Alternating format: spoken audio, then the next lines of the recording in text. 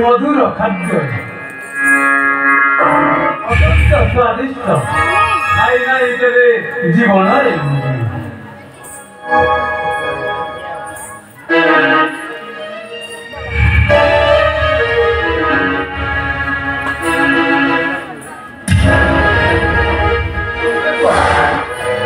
मोर शरीर परित अंग पचारि बुझे तुमको तुम्हारे लक्ष्य मुनिवर शिवन को तपस्या करी शिवलिंग में वक्ष पुष्परे धारण करी आपण चाहिए शिवलिंग को मर्दन करी मन वांछा तुम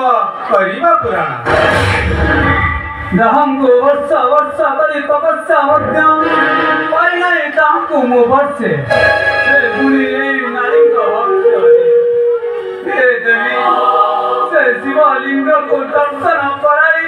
मते तुदन कराओ आसंत मुनि श्रेष्ठ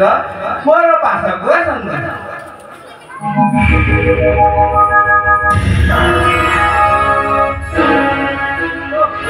के आनंद अति मनोर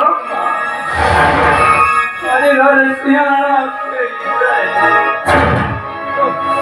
अति रोमांचक एमिति साई तांको शंकरी दर्शन कुहतु मते देवी मुनिवर आपण मो सहित मो राज्य को चंपावतीपुर को जानती एठारे आपण को यहीपरि अनेक शिवलिंग मिलिब दर्शन करी मन वांछा तुम करिबा पुराण आसंतु मुनिवर